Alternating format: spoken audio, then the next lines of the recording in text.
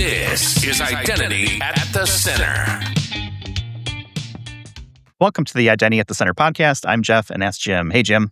Hey, Jeff, how are you? Oh, not so bad yourself? Good. I'm wearing my baseball hat. It's going to come up in the lighter note as to why I'm doing that. So people are going to have to stick around to the end to find out. Yeah. I'm sure there will be plenty of discussion. I'm just kind of like going to hand it off to you at that point. Be like, all right, it's time for a lighter note, and take it away, Jim, because I think I'm pretty well established at this point that I am not a baseball fan. Yeah, I think we all know that. You're an identity fan. I am an identity fan. And, like others that probably listen to this podcast, a lot of identity fans that are out there. Today, we do have a sponsored episode. We're sponsored by Strivacity. We're going to talk with Stephen Cox here in a minute, but just make it clear, right? This entire episode is sponsored by them. We appreciate that. That's how we're able to do, first of all, so many podcasts, one every week, attend conferences, and really get kind of insights from the different folks that we talk to. And Stephen is no stranger to this. He's been with us multiple times. So let me go ahead and get him on here. But again, Strivacity, you can find him on the web, strivacity.com. I'll have that link in our show notes so people can check it out there as well. But let's welcome Stephen. He's the co-founder and chief technology officer at Strivacity. Welcome back to the show, Stephen. Thanks so much. It's good to see you guys. Okay, so you've done 400 plus episodes now, of which I have done 3. Yep, so you have a third timer jacket coming to you from Jim. Oh, wow. Okay, so where do I rank on the return guest meter? I guess I would say to come back on any more than 2 or 3 times that means we like you. We like all of our guests. Oh, but okay. The fact that you've come back and now this is your second time sponsoring episode, we definitely love that. So thanks for that. That definitely greases the wheels. Absolutely. All right, we that met makes you me feel good. Way back in the past. Like you've seen this podcast grow over the years. We met in episode 112 back in 2021. Mm-hmm. And then we talked to you again in your first sponsored episode in episode 317 in 2024. Mm-hmm. Now you're back for another sponsored episode here in 2026. Yeah. So you've actually kind of seen this thing grow, which is nuts.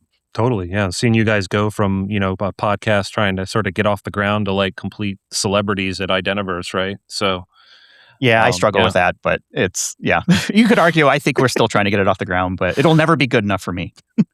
There you go. So we had you on before, we talked about Strivacity, but just to kind of refresh memories, give us a little bit about Strivacity, what you guys are up to, and what are some of the problems that you look to solve in the market? Absolutely. So we're a customer identity, a CIAM platform. We help companies manage how customers do things like register or authenticate or access services, sort of further back, within their applications. So, most consumer-facing systems need a reliable way to handle things like registration, login, account recovery, identity verification, but they need to do it in a way that scales to millions of users in the customer side, right? You have a much larger scale for customers. And you also have to meet data privacy expectations. And so our role is to provide that infrastructure so companies don't have to build and maintain it themselves. And in practice, that means we're an identity provider, an authorization server, and we handle the identity layer for these businesses. And so we recently announced support for AI agents within our platform. So our approach there, and which we're going to talk about a lot today, is like kind of treats AI agents as delegated actors tied to a real user identity.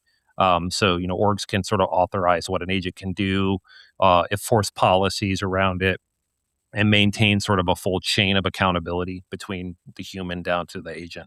So agentic identity is so hot right now. And that's kind of the thrust of this conversation. Yeah. We did an episode with Tobin South in December of 2025. It's episode 390. And he's the reason you're here. What is it about that episode? Tobin, if you're listening, it's your fault that Stephen has come back. He has something to say in regards to that episode. But what was it about that episode that caught your attention? It's like, hey, I want to talk to you guys about this. Totally. Yeah. No, I mean, the episode really resonated with me. I thought it was really good. I think Tobin did an awesome job of laying out the challenges that we're facing here, and sort of how fast we're sort of rushing into this. As we sort of move into this agentic model. And, selfishly, a lot of what he talked about kind of maps closely to what we're seeing as well. So, I think, sort of the concept of that we're sort of introducing a new actor into these systems. AI agents can operate on behalf of a person. I really appreciated that he grounded it in existing standards work, that he's doing through through OpenID Foundation. Um, One of the things we strongly believe is that this problem doesn't necessarily require inventing an entirely new identity model. A lot of the building blocks are already there in things like OAuth or OpenID Connect. So we really just need to apply them thoughtfully to the agent problem. Hearing him talk about it from the standard side was encouraging to me as well, because that's sort of the pathway we're taking. It shows that the industry is kind of contemplating really good ideas around this. A strong delegation model, constrained authority, you know, th- clear auditability of agent actions, and I think these are things that we're talking about as well. So it just kind of resonated, like, oh wow, we're talking about the same things. You know what I mean? Yeah, I mean, Jeff and I joke around a lot and call this AI at the center. We're talking about authentication, authorization a lot for AI agents, Yeah. but it's mostly on the enterprise workforce side. Mhm. And you guys are obviously taking it from the approach of customer IAM. And I Yeah. wanted to know, kind of start the conversation with like, why is now the right time to talk about this? Yeah. So if you kind of look back in history a little bit, AI was sort of mostly helping people do things like research or make decisions, right? Using sort of the chatbot interface. But what we're seeing now is that agents are executing actions on behalf of users, right? And some examples, maybe contrived examples, would be like booking travel, or managing your accounts, or making purchases on your behalf, right? So when you enter a world where like AI starts to act, identity kind of becomes a critical part, because every action must be sort of tied back to the user that authorized it. And so we've created this kind of new type of actor into identity systems. It's not really just humans logging in anymore. Now you have these like agents that are acting for humans. Um, it sort of extends the surface, right, and the potential attack surface, which means that like authentication, delegation, authorization models need to evolve to sort of keep pace with it.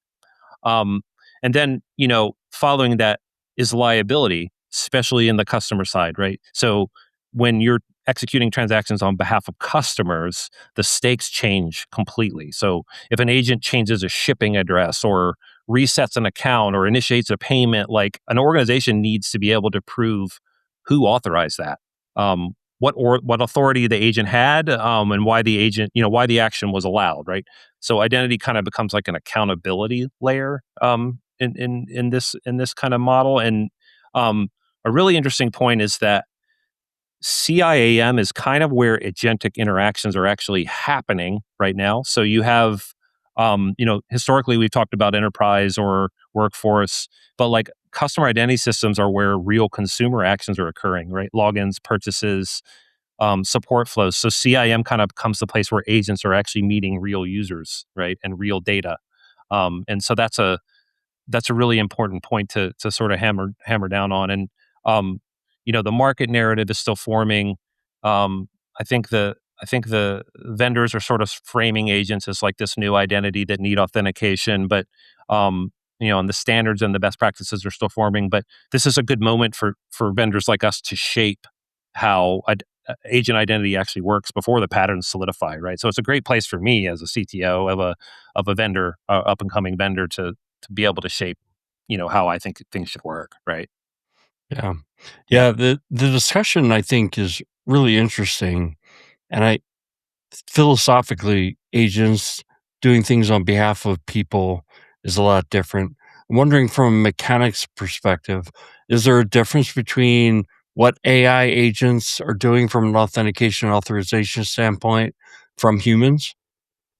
From an authorization standpoint, um, yeah. So, let's look at it this way. I mean, agents introduce like a delegated actor. right? And I think that's kind of the one of the core concepts to think about is traditionally, like the actor was almost always the human customer, right? The human themselves. With agentic AI, you now have software that's acting on behalf of a customer, which introduces a delegation model. So the system kind of needs to know who the agent is, who they represent, and what they're allowed to do, right? And that's when you start talking about like the authorization side of it. So um, authorization kind of needs to be more granular here. So, humans usually have very broad account permissions once they've logged in. Agents require much tighter controls. So, for example, an agent might be able to like view account data, but not change billing info, or initiate purchases over a certain amount. And so, what it means is that authorization shifts from like historically simple scopes to more of like a capability based permission. And there's an extension to OAuth called RAR that like covers like much more granular much more granular permissions, that are associated with an authorization request. Um, Visibility becomes really important. So you need to kind of have clear logs of like what the agent did, notifications for sensitive actions, controls to sort of pause or even maybe revoke the agent. Yeah, I think like the real basic fact is that like authorization kind of needs to become much more granular in the agent world. So that's kind of the authorization side of things, which, you know, you've got to Yeah. make sure you've got the right scope, right, for permissions and things like that. Mhm. The authentication level, though, I think is somewhat similar to a human, especially an agentic. I've had this thought before where like it seems like the behavior of an agentic identity tends to be more familiar or more aligned with like a human. Does that extend also on the authentication side of things? So, yeah, this is great. I think fundamentally, like if you think about it this way, like humans prove identity through factors, right? So we've relied on things like passwords or biometrics, or OTP codes or device trust, right? Those are human verification factors, and um, agents don't really have those, right? Like they should be authenticating, like what we kind of refer to as like a cryptographic identity. So they're, things like a private key or a Some sort of certificate, certificate was what I was thinking. right? Yeah. Or a token a bound token, right? And those and the system here is for sort of verifying the software workload rather than the person when an agent authenticates, right? Um, and then you think about the fact that like humans authenticate interactively, right? They're typing a password, they're approving a push notification. Agents authenticate machine to machine, so they're often using protocols like OAuth. Token exchange is another good example we can talk through later. But the system isn't verifying intent through like interaction like it would with a human. It's verifying the integrity of the calling agent, right? Um, and then you think about the fact that like, well, humans authenticate once per session. Typically, they might log in once and they stay in the session for hours or days. Agents behave differently. They may be requesting tokens frequently. They may be running background jobs and may be operating continuously. So identity systems have to be able to handle like higher authentication and token exchange frequency um, with agents. And I think, the last point I would make is that humans typically represent themselves, agents represent someone else, right? So a human logs in as themselves, an AI agent almost always logs in on behalf of someone else in the customer side. This means that identity system has to track multiple things: who the agent is, who the human is, and what sort of delegation exists between that human to that agent. So the delegation relationship is really kind of the added complexity here with that.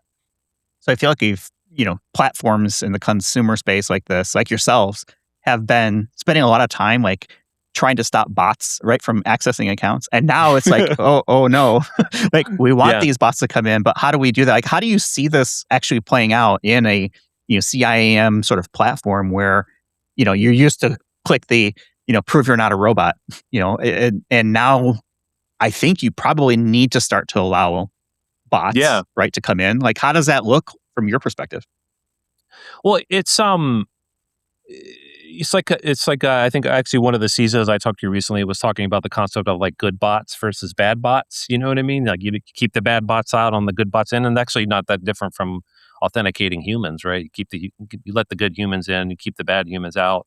Um, but it's interesting. Like if you look in history, like uh, we've seen like I guess um, agents acting on behalf of consumers for a while, right? Like um, we've had financial aggregators for a long time. You think about platforms like Plaid or Yodlee, where they're logging into bank accounts, they're pulling transactions, they're moving data between services automatically. Like we've actually been thinking about this problem long before the AI agent world, right? So, you think about like beyond that, like we've had automation platforms like Zapier, Make, or IFTTT, which are sort of increasingly connected to consumer services. They might be like moving order data to a spreadsheet, or saving your receipts from your email to your Google Drive, right? So, from an identity systems perspective, that's software. That's a bot performing repeated actions using the customer's identity. Um, you're starting to see AI assistants interact more with services. You think about like the smart home or the voice ecosystems that we have, Google Assistant or Siri. I don't want to trigger anybody's phone. They're purchasing items. They're controlling services. And then I think like one thing we're also seeing is like customer support automation. So companies are sort of experimenting with how do they handle sort of the customer support challenge using these agents. Um, and so like I think what I'm trying to get is that we've kind of seen like these autonomous bots, agents, accessing systems for a while. Like we're just kind of seeing it play out in a different way with much more intelligent autonomous systems behind it. I think the wrinkle for me here is the word agentic, because everything you kind of described was pretty predictable patterns, right? It was, this Right. is the transaction I'm doing. And I kind of led that question earlier with like the behavior in an agentic identity is more similar to a human browsing and checking for things. Maybe it's, pricing, maybe Mhm. it's enrollment or whatever it may be. And the idea of letting a good bot in and keeping a bad bot out, I find interesting, because how do you know which is which? Yeah, and it really comes down to like that delegation model, like that being able to sort of tie that agent that's coming in to a human identity behind it, right? Like that's so you're sort of like verifying the human as well as the bot, if that makes sense.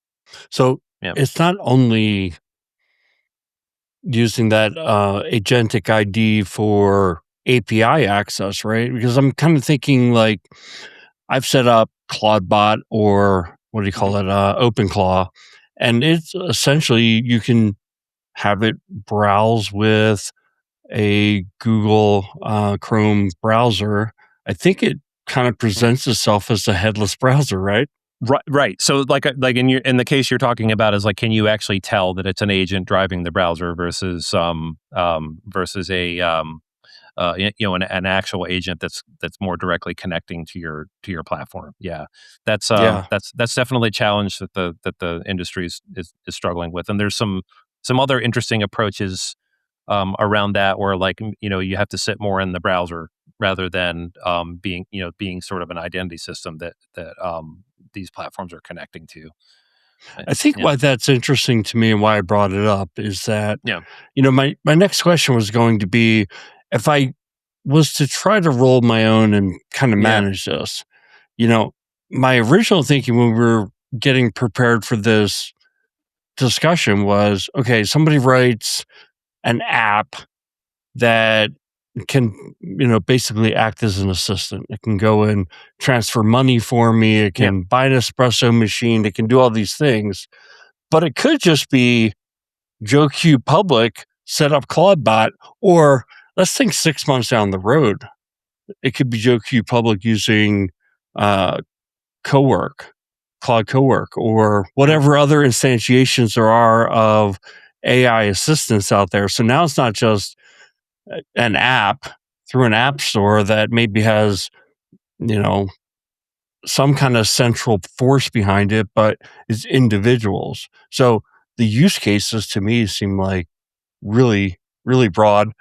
If I wanted to roll my own, I guess to bring this back to a question, Yeah. it's if I wanted to roll my own, what would I have to do in order to do that? What are the puzzle pieces I need? Yeah. So if you're going to roll your own agent, the first thing I would do is to start to model the agent as a delegated actor, right? You're going to keep hearing me repeat this, but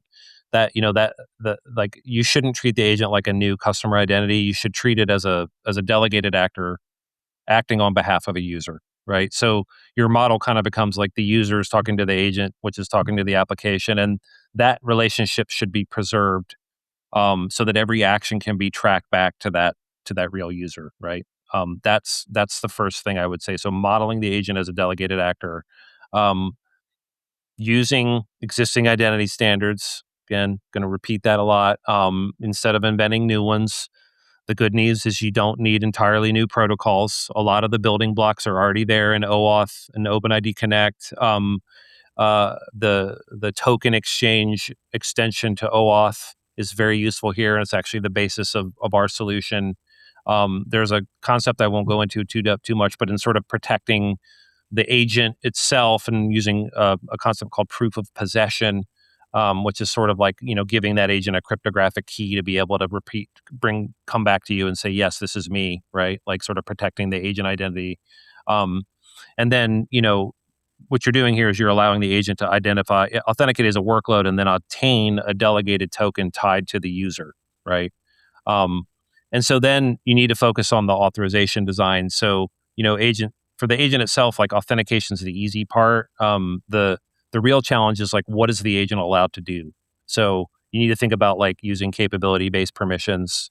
So like, instead of saying you have the ability to transfer money, saying you have the ability to transfer money up to $50, right? That's would be like a capability based permission.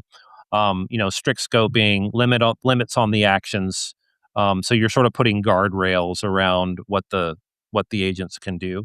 Um, and then, one thing to note is that, you can add human approval for sensitive actions. So later in the process, I mean, you've probably seen this if you've ever played with like Claude Code or any of the local tools where you're in the middle of a session. It's like, hey, I need to go do some stuff on your disk. Are you cool with that? And you click allow, right? So that's like a high impact action where you could add like a step up approval flow, right? It could be as simple as like a push to accept to a phone, or you just clicking allow, right? And then that activity should be visible. So you need to like, um, really think about observability. So, your system should log like which agent acted, what user they represented, like, what action was performed, what policy allowed it. So if you're sort of tracking all those things, you're going to be in a much better place to be able to, be accountable when things happen. Um, and so, that's kind of those are kind of the thing. I guess the five things I would focus on, if you were going to roll your own solution. The build versus buy analysis sounds a lot like when you're doing human only. I mean, it's Yeah. that, but maybe a tad more. Um, I also was just thinking as you're talking, the two main use cases I think are either you're consuming services or you're providing services. Which side of that equation does Strivacity help me with? So if I'm building the consumer app or I'm setting up an API to buy my goods. Yeah. Um, so, as a CIAM platform, we sit on the consumer side. So we can sit on the consumer application side of the interaction. And so, we're, the system that's responsible for authenticating the customer, managing their account, their identity, enforcing policies on um, what actions are allowed. So when an AI agent acts on behalf of a user, Strivacity kind of governs the identity behind the action. So we kind of become the control point between the user and the service. So what the architecture kind of looks like is like, a user is talking to an AI agent. which is talking to the consumer application, which is talking to a backend service API. So we sit right at the identity boundary between the agent user and the application resources. And our job is to determine who is the user, which agent is acting for them, what the agent is allowed to do.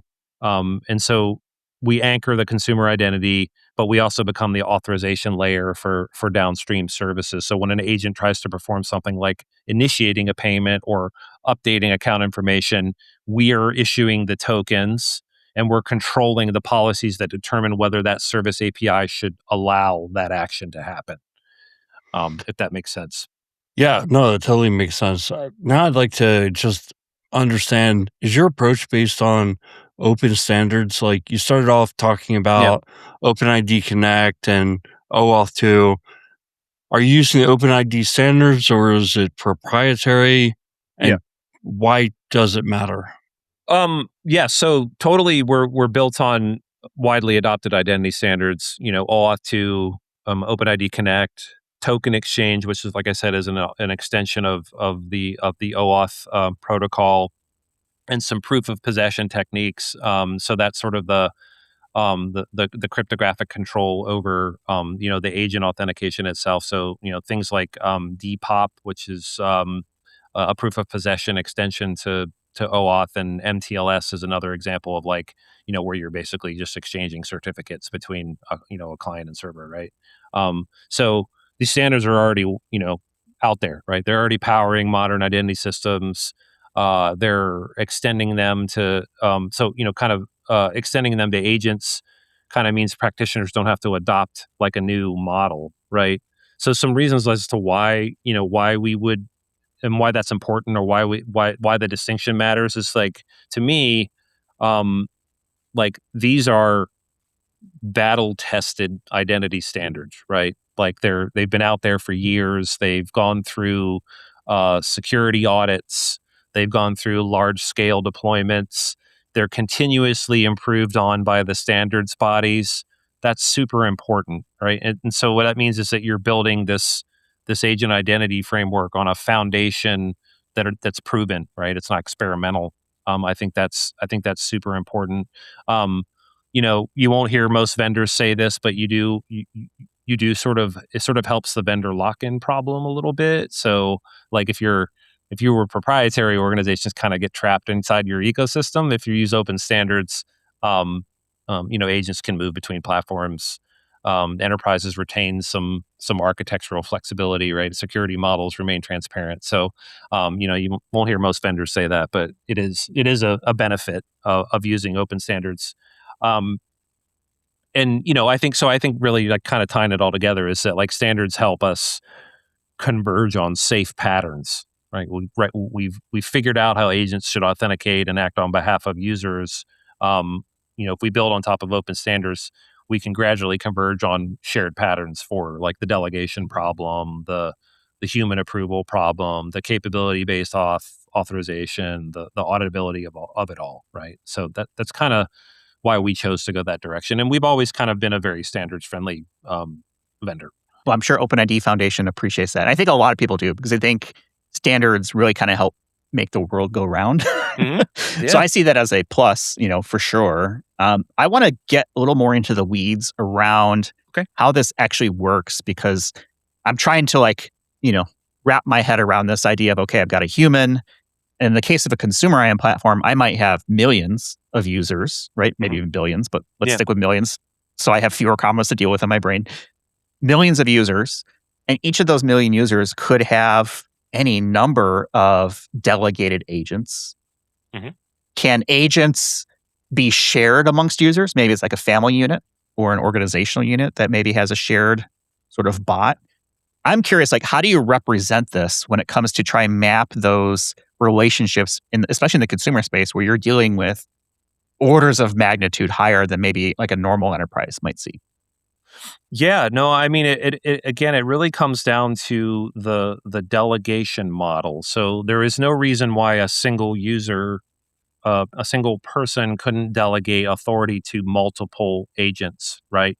It's just an approval. You would sort of have like an approval workflow that user goes through to say, "Hey, yes, I am authorizing this agent to, be able to execute these specific actions on my behalf, right? So, so that would sort of be modeled within your product in terms of like, well, what agents have I actually approved, to operate on my behalf?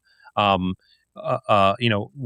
what rights did I give them? Like, how long are they able to? What's the length of of time that I'm allowing them to act for me, until I have to sort of reauthorize them in the future. This all really that isn't that different than like the standard sort of CIAM problem where you're sort of logging into a service and you're granted a session for some period of time, and then at some point you have to kind of go back and reapprove it in the future, right? So really nothing stopping you having multiple agents that have been delegated to act on your behalf. And one of the things we're also thinking about at Strivacity is like, well, how do we actually give customers control over that, right? So they provide them with an interface, a my agents interface, maybe where they can kind of go in and say, oh no, you know what, I don't like that one. I'm gonna revoke their access at this point, right, before it expires, right? So, yeah, I mean, it's kind of the idea around it. So you kind of, pre-answered the next question I was going to have. It seems like we're bleeding a little bit into a space that's traditionally been called IGA, Identity Governance Administration, or identity governance type solutions. Mhm. Now you're talking about, okay, well, me as a consumer, what does that my agent interface look like? It's almost like, and maybe I'm just kind of reading between the lines. Am I Yeah. doing access reviews essentially on all the agents that have access to my things? Like, what does that look like? I would think it's more like session management, so if you think of like most sites that have sort of a like a my account portal where you're sort of going into the portal and what MFA do I have set up? What sessions or where have I logged in from? Oh well, wow, somebody logged in from some remote part of the world. I don't know what that is, so maybe I ought to kill that session, right? So to me, it's more of like a not like a customer doing like a personal access review or an access review. It's more like me just having vision into like who's acting on my behalf and when did I approve them and giving me control over being able to revoke those, right? So it's more of like a personal control thing rather than like a. But yes, it is a governance thing. It's just I think I would sort of more equate it with like the like device manage session management interface than I would sort of a full sort of IGA interface. I assume that would stretch into other sort of, non-human interfaces like API keys, things like that. I think the dangers of like, unattended and API keys are probably pretty well known, but is this another point where it's like, okay, agents are going to start to leverage these keys and you really have to make sure that your API keys are solid, secure, and that you're pruning them when needed? API keys have been around forever. It's a simple way to authenticate software, but it's also one of the weakest ways to authenticate software. They're essentially shared secrets, right? If you possess the key, in most cases, if you possess the key, the system assumes that you're the authorized caller. Um, and that works for simple service integrations. But I would say it has major limitations when agents are involved because the key is not necessarily tied to like a specific agent. It doesn't prove who's actually using it. Uh, it's often long lived, which is not necessarily a great thing. And then I would sort of build upon the delegation conversation where I would say that API keys don't really support the delegation model well. So um, uh, you know, agentic AI kind of introduces a new requirement, right? Acting on behalf of a user. So API keys typically represent an application and not a relationship, if that makes sense. So if an agent uses an API key, it's kind of hard to answer questions like, well, what user authorized this, or what authority did they grant, or when did they, when should that authority expire? So that's why token-based models like OAuth, token exchange become much more important here, right? And so I think it was kind of a natural place for us to start with agents is like use an API key, use a simple client credentials grant. But I think we need to sort of evolve our thinking. And then, key leakage is a major real world risk. I mean, API keys get exposed all the time. They get committed to source code repositories. They appear in logs. They leak through client side applications like GitHub. they're problematic. And they enable impersonation and replay. So there's a lot of problems. A lot of problems with it. And I think the safer pattern is what is short-lived scoped tokens. A modern identity system kind of replaces API keys with a short-lived access token. Again, capability-based permissions, proof of possession, delegated identity claims. These are the things we should be thinking about with these types of interactions rather than API keys. Do you see agentic identity as sort of like a a, a way for API keys to start to go away? Like, is this the beginning of, Oh hey, you wow. know what? Maybe we've used them for years, and it's kind of like the password, right? And a pass key. We've been trying to kill the password for decades. Yeah. We're not there yet, but it's getting better, right? Passkeys have come along. Like, where are we at in the life cycle of an API key? Is it something else? I appreciate your optimism there, Jeff, I'm not saying but it's going to happen anytime soon. I'm just wondering if yeah, this is the beginning of that. I mean, you do touch on a key thing is that people like simple, right? API keys are simple. I just want to connect my thing to this backend data and have it do things.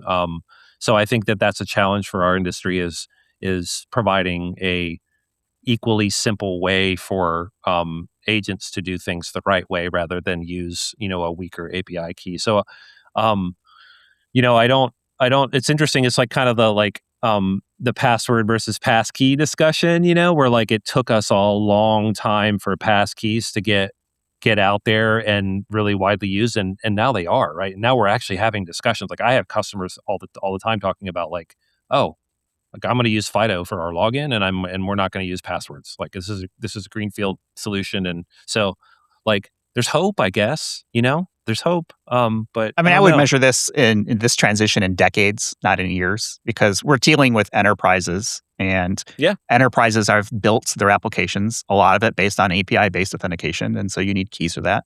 Yeah. I'm just curious if, like, from your, in your projection hat of projecting into the future, like, do you see this as like the very beginnings, maybe, of API keys becoming less of the desired format?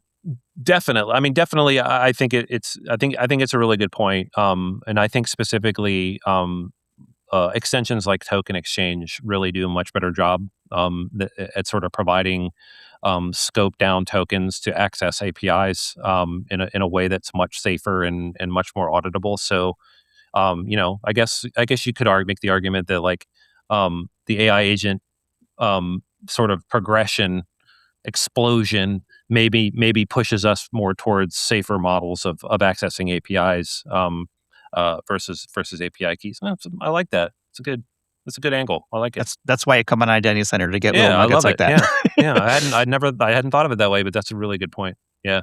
All right, well, I'll take that as a win. You're definitely now, one of my favorite guests, Stephen. So to answer your previous question, there we are. Okay. Beautiful. I want to kind of lump a couple things together because we talked about access and Hmm. agentic and APIs, right? We're talking about non-humans essentially. Yeah. Where do things like proxies come in? Where do things like MCP servers and even like agent to agent protocols? I'm kind of lumped all those three things together to some Yeah. degree, but like, how do you see those things impacting, what it is that you guys do? Let's talk about MCP because I think it's really interesting to bring into this conversation. And so I mean I know quite a few of your guests have talked through MCP in the last couple episodes you've done around this, but you know, MCP essentially a bridge between agents and APIs, right? If you sort of break it down to the most base level, so it sort of provides a standard way for AI agents to discover and call tools or APIs. So instead of sort of hard coding integrations, MCP allows an agent to sort of dynamically understand, well, what tools exist, what parameters do they accept, and what actions do they perform. So um, you know, one thing to note is that identity authorization still sits outside of MCP. So it's not necessarily, MCP is not solving the authentication or authorization problem for you. So when an agent actually calls an API through MCP, it still needs credentials, it still needs an access token. It still should have some sort of delegated authorization. So you're sort of tracking it through the entire process. And so that's where an identity system like Strivacity would come in. So the agent might authenticate to the identity provider, receive a delegated token tied to a user, and then use that token when calling the API via MCP, right? And so you're sort of still outside of the MCP server. So I actually would argue that MCP kind of increases the importance of strong identity controls, because you're you're making it easier for agents to discover and invoke APIs, which is a good thing and potentially a bad thing. If you don't have strong identity controls, you could end up with agents calling APIs unexpectedly, sensitive APIs unexpectedly. You could have agents accessing resources that they shouldn't, right? So an identity system like us kind of needs to ensure like the agent is authenticated, the action is authorized, the request is auditable, right? And I think that's an important aspect with regards to MCP. With proxies, I think it's a little bit of a more of a controversial topic, I guess. The A lot of service providers introduce API gateways or proxies in front of their services, right? And it lets them inspect requests, enforce authorization policies, validate tokens. But I think proxies can also become a bottleneck. And if you think about like agents, they're generating really high volumes of requests. The proxy layer can kind of become a bottleneck, a single point of failure, a latency amplifier. And I think specifically in the agentic world, they can weaken end-to-end identity guarantees. So proxies often terminate the identity context, and then the proxy validates a token, and then it forwards a simplified request on to the downstream services. And so those services might lose visibility into who the user was, which agent acted, what authorization scope was granted. So you kind of want, like in an agent world, you kind of want the identity context flowing end to end and not stopping at a gateway. Um, you know, other more controversial takes on this is that security responsibility can get blurred. So proxies can kind of create a perception that security is handled upstream. And backend services end up kind of trusting requests too much. But that's more of like a general discussion about like how to employ proxies within identity frameworks. But yeah, I mean that's kind of my take on the proxy side. I think the takeaway is like for agents, it's important to have that sort of end to end identity guarantee, right? Having an audit trail all the way down to the back end API of what happened. Hey, Steve, when you're talking about Yeah. delegation, I Mhm. started to think about like the multi-agent scenario. Like Yeah. I want to delegate some of the authorizations, I guess, to other agents to work on just specific tasks. Yep. How do you kind of manage all of that from, an auditability standpoint, just Yeah. a traceability standpoint? Yeah. So the great thing about that is that particular challenge is embedded into the token exchange uh, uh, extension to OAuth, right? And Tobin, I think, talked about a little bit about this. I'm a big Tobin fanboy, apparently, but he talked about this in his pod. But I think what I would say is like how do you make that audit trail like hold up to scrutiny? I would say start with the principle that delegation must never become anonymous, right? So that's a good soundbite there. So the biggest risk is that this delegated authority gets passed down the chain, and you lose sight of who ultimately authorized what. So in a subagent world, I would say that the rule would be, hey, a subagent must be linked to a parent agent must be linked to a real human or an accountable system owner. And every action must preserve that chain. And like I said, you can preserve that chain within the token model. So, that means like tokens that get passed around or exchanged, they need to carry context like who was the human subject, um, who was the primary agent, what were the sub agents that were actually executing tasks on behalf of that primary agent, what capabilities were granted, the policy or maybe some approval context if you want to carry that along. And I think that can all be embedded into the token model and sort of carried along with the tokens as they progress through your systems. Um, you need to use constrained delegation, and I think one of the podcasts you talked about scope attenuation, but the basic concept being that a parent agent should never hand off unlimited authority to a subagent, right? You should always attenuate their what they're allowed to do, and each hop in the chain should really be constrained by least privilege, maybe some time or resource limits, sort of setting explicit policy boundaries around the chain as it sort of goes down, throughout your system. So, yeah, that's kind of. I mean, I think ultimately, like audit logs, kind of need to read more like a chain of custody than like a debug log. So it holds up to scrutiny. If you can show who the human principal was, what parent agent received the delegation from the human, what subagents executed, what capabilities were used, then I think you're in pretty good shape in terms of being able to hold up to scrutiny on this. This Yeah. this whole agentic AI IAM topic is just so fascinating, Mm. and I know as practitioners, we're all hopeful that we can leverage our existing investments and tools. I'm sure your customers feel that way as well. So your existing Strivacity customers, I mean, are they looking at rebootstrapping based on, you know, taking all of the agentic AI use cases into account, or is this something that kind of adds into their existing deployment? Yeah. Um, so I mean, like, selfishly, like a platform like ours would definitely give a head start, right? And in terms of solving this problem. I mean, I think if you're running a modern CIAM platform like Strivacity, like you're um, you're already using some pretty core identity primitives. Like you're probably using OAuth, you're probably using OpenID Connect. You're probably doing some policy driven authorization. You have a customer identity store where your customers live already.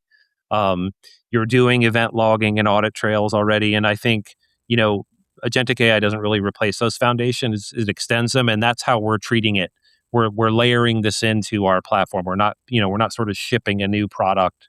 We're literally saying, like, in our audit events, instead of just having like the human that logged in, there's now an actor column, right, where you can see like, oh, human plus actor, right? That's kind of how we're laying it down um, into our product. Now, you know, some concepts do need to evolve, right? Delegated authority again is something that you need to be able to support. Um, being able to handle higher levels of machine to machine authentication, the whole capability based permission thing, is instead of simple scopes, because I think most organizations that are deploying CIAM are really thinking about it from a simple scope perspective and not really a capability perspective at this point.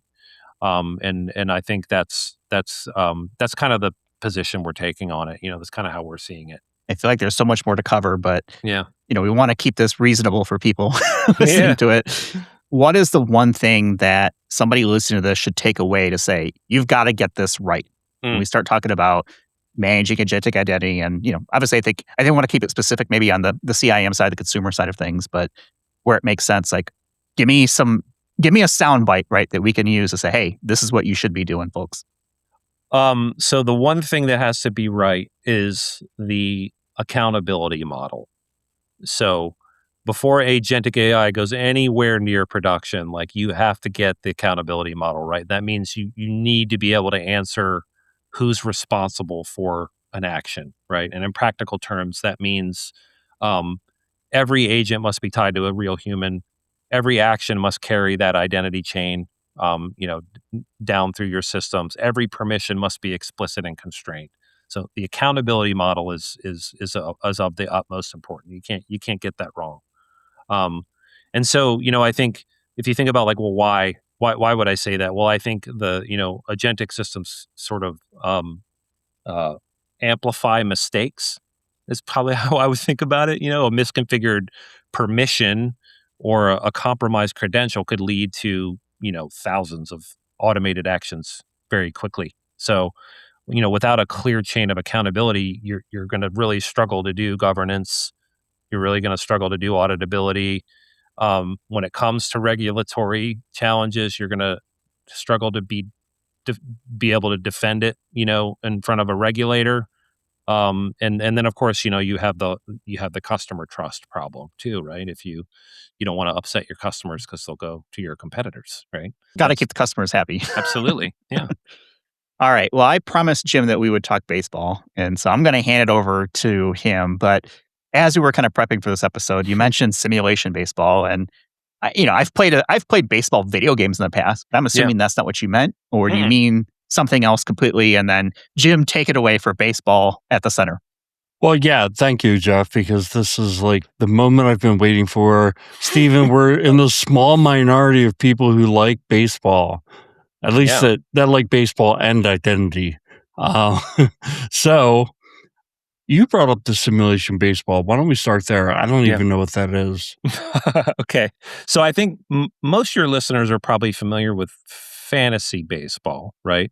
So simulation baseball is different from fantasy baseball because you're not just like collecting players and tracking their real world stats, right? In simulation baseball, you're actually running a baseball team inside a simulated league. So it's like you're acting like the manager or general manager. You're building a roster. You're setting lineups. You're managing pitching rotations. You're making strategic decisions. So the games themselves are run using like a simulation software.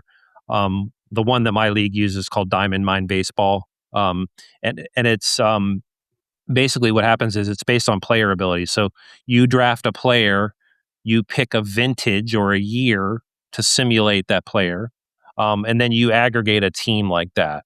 So you can draft anybody from history. For example, like I could draft Cy Young or I could draft Barry Bonds. I pick the year that I want to use to put into the simulation, and then I aggregate a team around that concept. So the focus is really on like team construction and strategy rather than scoring points from like real life, games, right? So like what makes it really appealing to me is that it kind of becomes a sandbox for baseball strategy. So if you're really into baseball, like you and I are, Jim, you can architect the team however you want. You can test different philosophies. Like, do you want to build around power versus pitching? Do you want to try small ball versus analytics driven lineups? Do you want to see how they, you kind of want to see how they play out? And, like I said, our simulations also include players from different eras. So you can explore fun sort of what if questions that, fantasy baseball can't really answer. So you can be like, how would Barry Bonds have actually fared against Cy Young, right? Two players from two completely different eras, right? So the league I'm in is actually 48 teams, all with different human owners, not agents. Haha. We actually get together once a year for a yearly draft. And it's a few days of just me nerding out on baseball with friends that I've known for over 20 years. So yeah, that's my little rundown. I was going to ask you how you knew they were not agents, but I guess getting together in the room is the answer. Yeah, absolutely. I've laid eyes on them specifically. Yeah, absolutely. Okay. Yeah. So question that I'm going to ask you, and then Jeff, prepare because I'm going to ask you the same. Who's your favorite player, either current or historical?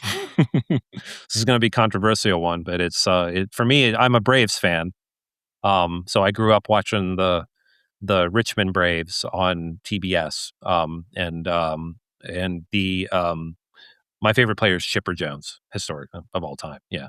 So why is that controversial? Well, he was he's a controversial guy. Was he? Okay. The New Yorkers didn't really get along with him too much. So I lived in Georgia for so long that he's like a folk hero there. Totally. Yeah. How about you, Jeff? Sammy Sosa. Only because that was the only season that I found baseball exciting was the home run chase between Sosa and McGuire. And, I'm a Cubs fan. If I do watch baseball, it'll be Chicago Cubs. And so that's it. So that season brought kind of brought baseball back a little bit from the brink. Like, so yeah, that was a good season. Absolutely. I totally respect that answer, Jeff. I'm a simple man. I just want to see home runs. I don't want to see a it's fine. 1-0, 3-2 game. Like I tell you what, I'm not a baseball fan, but I have watched more baseball in the last year, 2 years maybe, than I have in probably the last few decades because the game has sped up.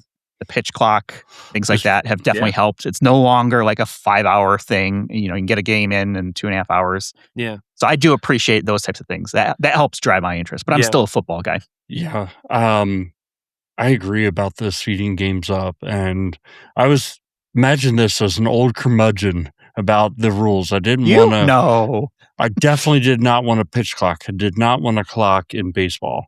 I mean, that's one of the things about that they've always said about baseball is that there's no clock in baseball. A game can go forever.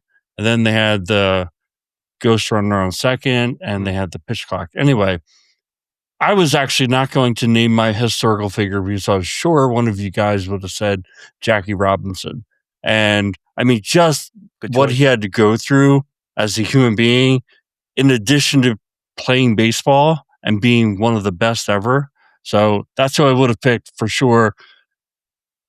I'm still going to pick him, but I'm also going to name my other person, which is Aaron Judge. He's the current, captain of the Yankees. Yeah. And he's just a quality human being on top of being the best baseball player in the league. And I know that there's a controversial statement because a lot of people are going to say, no, it's Shohei. Like he's clearly, he's Cy Young level pitcher, MVP level hitter. Yeah. Like he wins the MVP every year, but Aaron Judge wins the MVP every year with just his bat and his glove in right field. Anyway. Yeah. No, I mean, I think like, the comments about like games being 5 hours long. I mean, one of the things I like about baseball is that, like, especially once you get deep into games, if you really look close, like there's always some strategy playing out, and if you know what to look for, and that to me, that's fascinating, right? They're always thinking about how do they approach this inning, how do they approach this batter.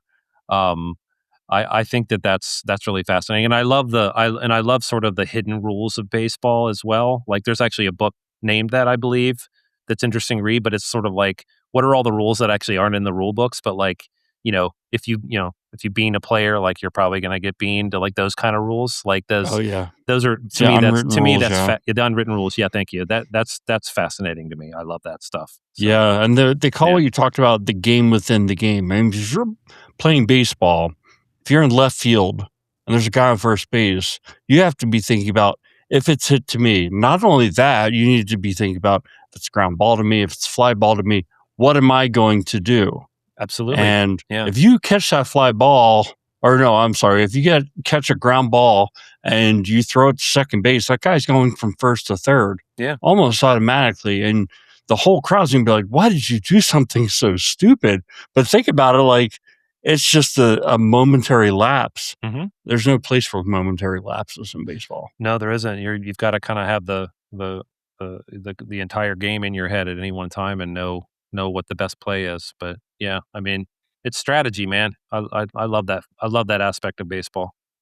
So, Jeff, did we convince you? Do you love baseball now? No. It's just not my thing. I'm a football guy, then basketball, then hockey. And then we still agree on something else, identity, and then baseball, though, right? Yeah, definitely. We all agree on identity. Not everything has to be for everyone all the time. That's fine. Everybody can have individual interests. It's not that I just don't care about it, I guess, for lack of a better word. It's not that I don't appreciate the skill or anything like that. It just doesn't interest me as much as it does for you guys. Nobody's perfect, Yeah, that's fine. Yeah. All right, let's leave it there. I'm not perfect, and I can live with that. Stephen, thank you so much for coming back. I hope you come back in the future as well. I hope to see you at conferences coming up here between Identiverse. I'm assuming will probably be out there in June. Yep, I'll be there. We can give you the official fist bump of gratitude. Sweet. Definitely want people to check out Strivacity. Again, the website, strivacity.com. We'll have links in our show notes to find that very easily, as well as your LinkedIn profile, Stephen, for people to connect.